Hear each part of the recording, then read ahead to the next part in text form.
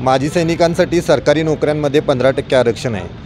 नियमबाह्य पद्धतीनं जिल्हा परिषदांच्यामध्ये भरती सुरू आहे। त्यामध्ये माजी सैनिकांच्या जागेवर अन्य उमेदवारांची नेमणूक करण्याचा घाट घातलेला आम्ही 2 महिन्यापासून सातत्यानं प्रशासनाबरोबर पाठपुरावा केलेला आहे। तरीसुद्धा ऐकत नाहीत म्हणूनसाठी आम्ही हायकोर्टमध्ये याचिका दाखल केलेली होती।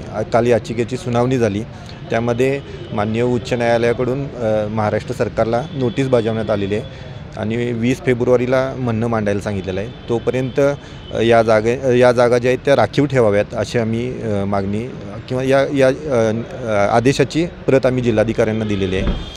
खरं तर माजी सैनिकांच्या बाबतीत जो चुकीचा निर्णय जी भरती प्रक्रियेमध्ये चुकीची पद्धत आणलेली आहे, यामुळे माजी सैनिकांचं कायमस्वरूपी नुकसान होणार आहे। राज्यभरातल्या 1780 जागांवर माजी सैनिकांच्या रिक्त जागांवर इतरांची नेमणूक करण्याचा घाट घातलेला आहे। यामध्ये जाणीवपूर्वक काही अधिकारी माजी सैनिकांचे हक्क डावलण्याचे प्रयत्न करत आहेत। माजी सैनिकांनी फक्त सिक्युरिटी गार्डच्याच नोकऱ्या कराव्यात का असा प्रश्न निर्माण होतोय।